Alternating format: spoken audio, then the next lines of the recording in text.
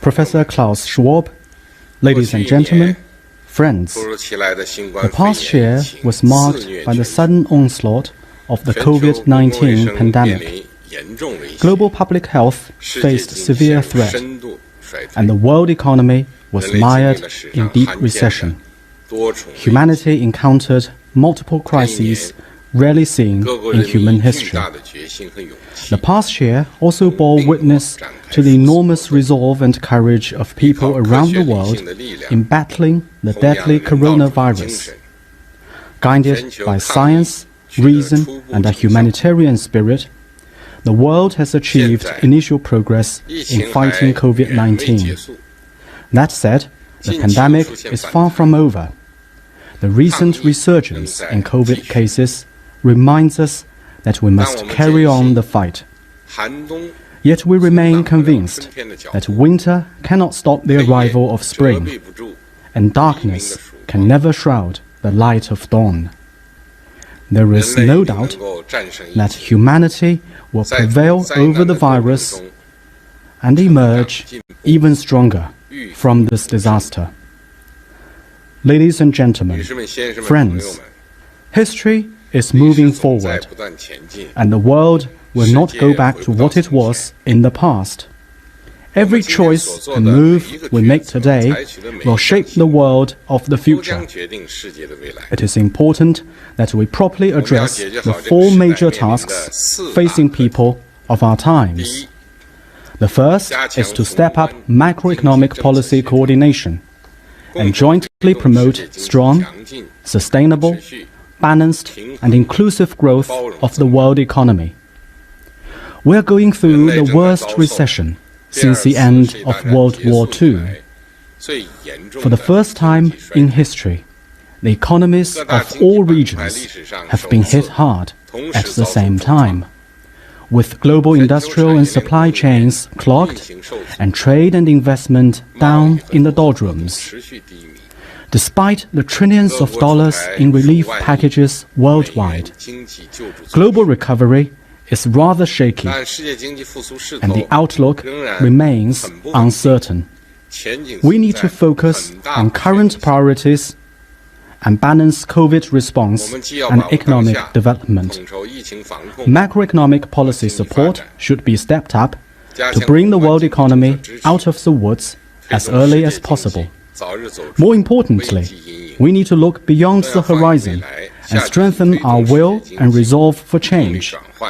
We need to shift the driving forces and the growth models of the global economy and improve its structure, so as to set the course for long-term, sound and steady development of the world economy. The second is to abandon ideological prejudice and jointly follow a path of peaceful coexistence, mutual benefit and win-win cooperation.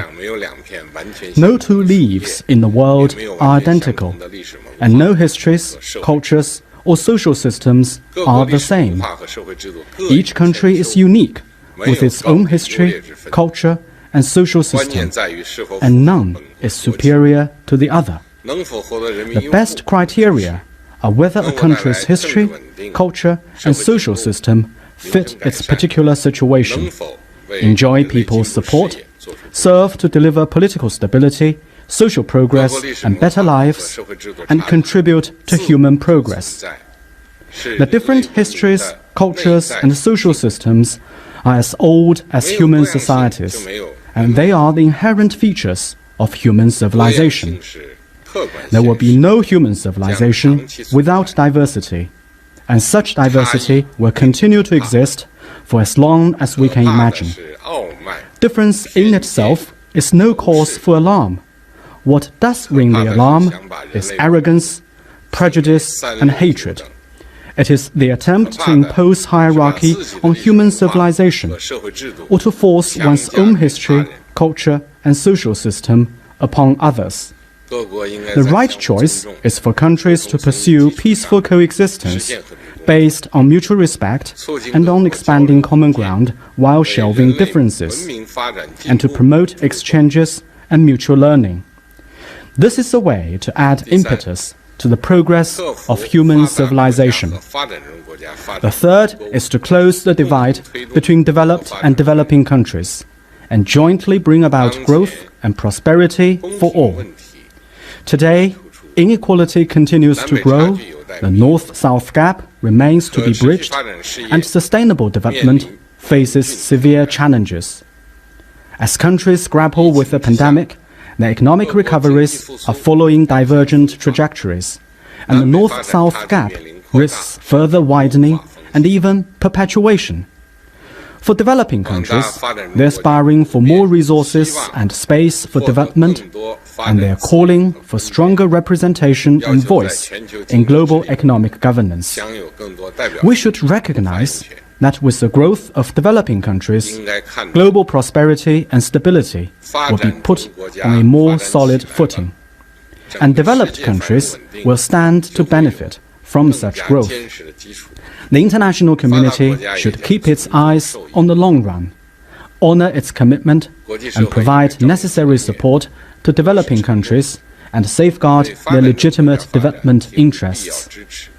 Equal rights, equal opportunities, and equal rules should be strengthened so that all countries will benefit from the opportunities and the fruits of development.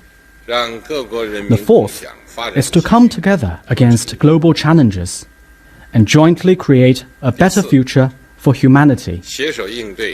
In the era of economic globalization, public health emergencies like COVID-19 may very well recur, and global public health governance needs to be enhanced. The Earth is our one and only home.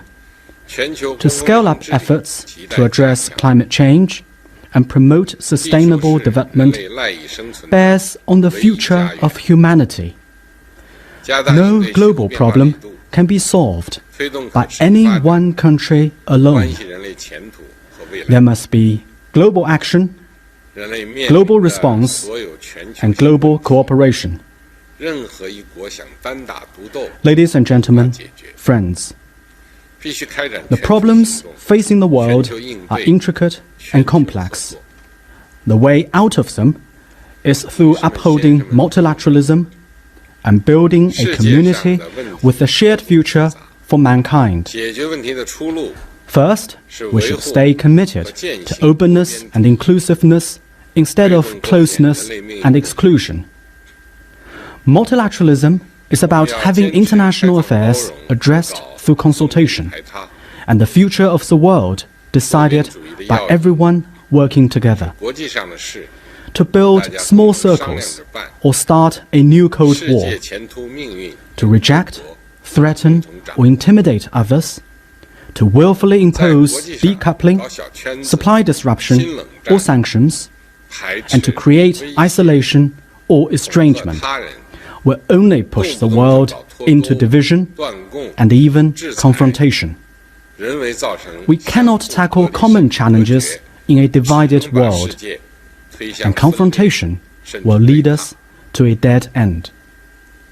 Humanity has learned lessons the hard way, and that history is not long gone. We must not return to the path of the past. The right approach is to act on the vision of a community with a shared future for mankind. We should uphold the common values of humanity, namely peace, development, equity, justice, democracy, and freedom. Rise above ideological prejudice, make the mechanisms, principles, and policies of our cooperation as open and inclusive as possible, and jointly safeguard world peace and stability. We should build an open world economy, uphold the multilateral trading regime, discard discriminatory and exclusionary standards, rules, and systems, and take down barriers to trade, investment, and technological exchanges. We should strengthen the G20 as a premier forum for global economic governance, engage in closer macroeconomic policy coordination, and keep the global industrial and supply chains stable and open. We should ensure the sound operation of the global financial system, promote structural reform, and expand global aggregate demand in an effort to strive for higher quality and stronger resilience in global economic development. Second, we should stay committed to international law and international rules instead of seeking one's own supremacy. Ancient Chinese believed that the law is the very foundation of governance. International governance should be based on the rules and consensus reached among us, not on the order given by one or the few. The Charter of the United Nations is the basic and universally recognized norms governing state-to-state relations. Without international law and international rules that are formed and recognized by the global community, the world may fall back to the law of the jungle, and the consequence would be devastating for humanity. We need to be resolute in championing the international rule of law and steadfast in our resolve to safeguard the international system centered around the UN and the international order based on international law. Multilateral institutions, which provide the platforms for putting multilateralism into action and which are the basic architecture underpinning multilateralism, should have their authority and effectiveness safeguarded. State-to-state relations should be coordinated and regulated through proper institutions and rules. The strong should not bully the weak. Decisions should not be made by simply showing off strong muscles or waving a big fist. Multilateralism should not be used as pretext for acts of unilateralism. Principles should be preserved, and rules once made should be followed by all. Selective multilateralism should not be our option. Third, we should stay committed to consultation and cooperation instead of conflict and confrontation. Differences in history, culture, and social system should not be an excuse for antagonism or confrontation, but rather an incentive for cooperation. We should respect and accommodate differences, avoid meddling in other countries' internal affairs, and resolve disagreements through consultation and dialogue. History and reality have made it clear time and again that the misguided approach of antagonism and confrontation, be it in the form of Cold War, Hot War, Trade War, or Tech War, would eventually hurt all countries' interests and undermine everyone's well-being. We should reject the outdated Cold War and zero-sum game mentality, adhere to mutual respect and accommodation, and enhance political trust through strategic communication. It is important that we stick to the cooperation concept based on mutual benefit, say no to narrow-minded, selfish, beggar-thy-neighbor policies, and stop unilateral practice of keeping advantages in development all to oneself. Equal rights to development should be guaranteed for all countries to promote common development and prosperity. We should advocate fair competition, like competing with each other for excellence in a racing field, not beating each other on a wrestling arena.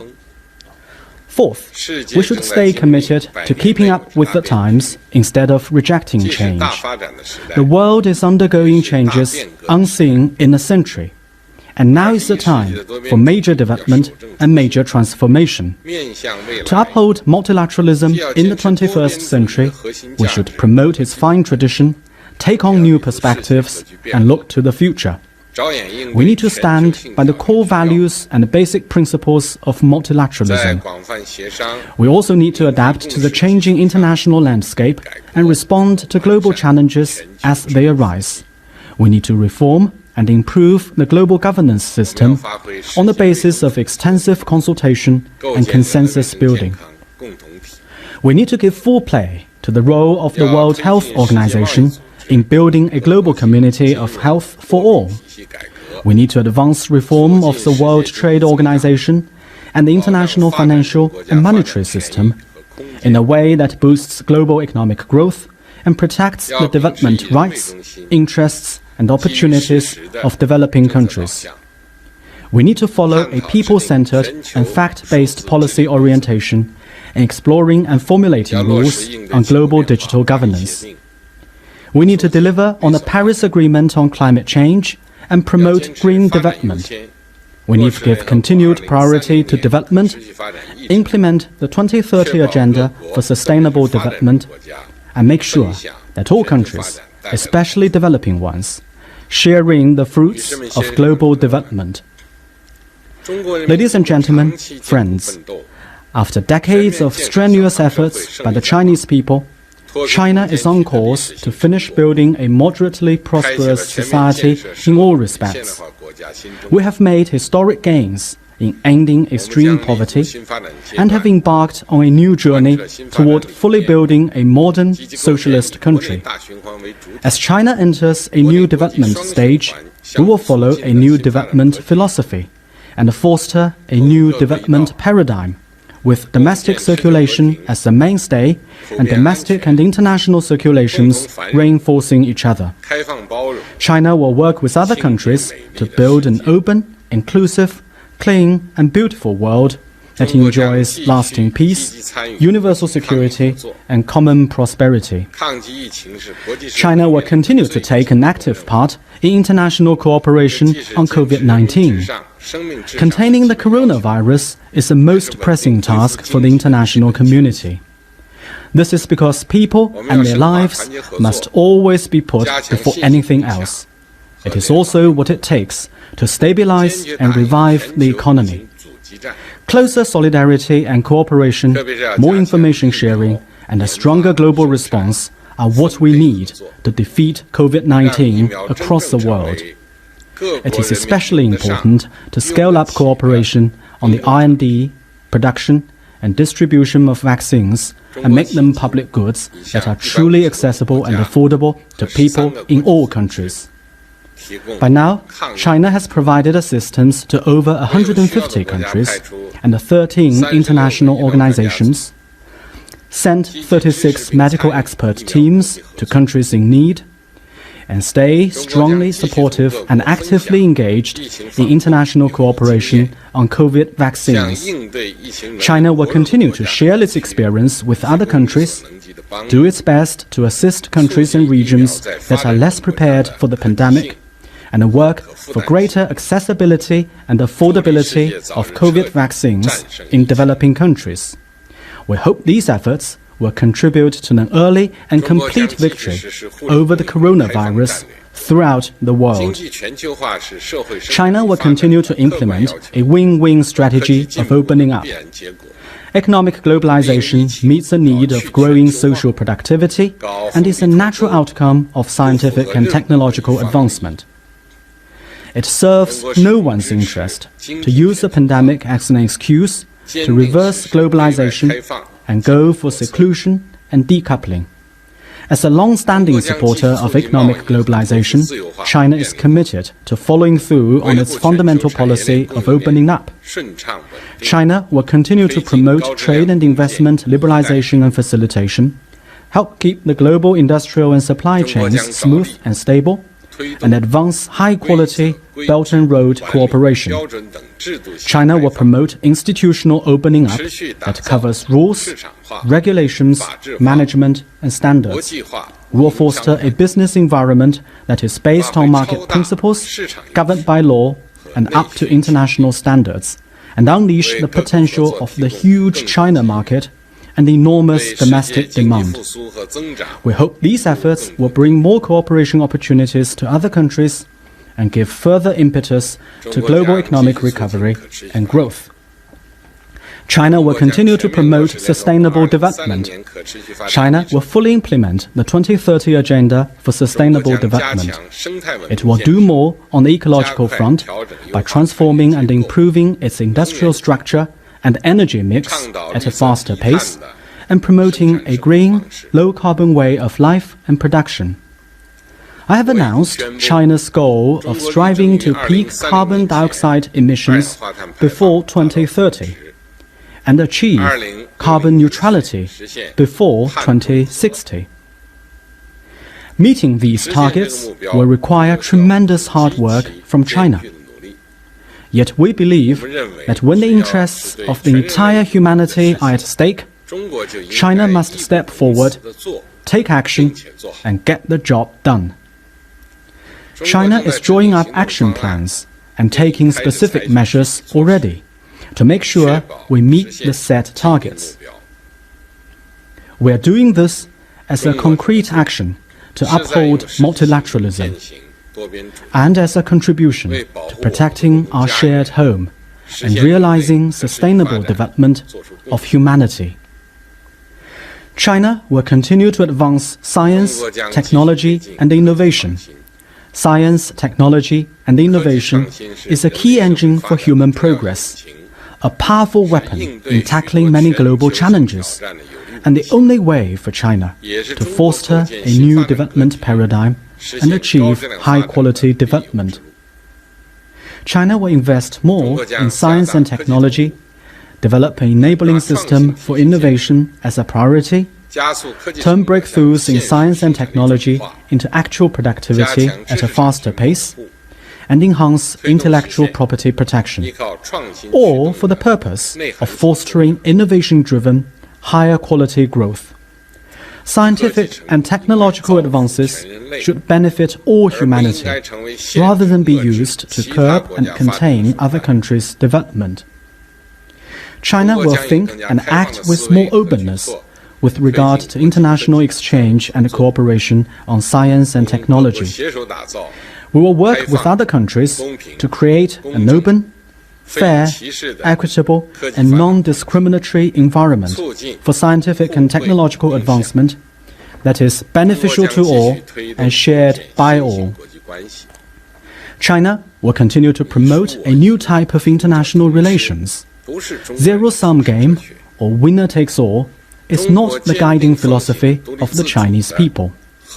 As a staunch follower of independent foreign policy of peace, China is working hard to bridge differences through dialogue and resolve disputes through negotiation, and to pursue friendly and cooperative relations with other countries on the basis of mutual respect, equality, and mutual benefit. As a steadfast member of developing countries, China will further deepen South-South cooperation and contribute to the endeavor of developing countries to eradicate poverty, ease debt burden, and achieve more growth. China will get more actively engaged in global economic governance and push for an economic globalization that is more open, inclusive, balanced, and beneficial to all. Ladies and gentlemen, friends, there is only one Earth and one shared future for humanity. As we cope with the current crisis and endeavor to make a better day for everyone, we need to stand united and work together. We have been shown time and again that to beggar thy neighbor, to go it alone, and to slip into arrogant isolation will always fail. Let us all join hands and let multilateralism light our way toward a community with a shared future for mankind.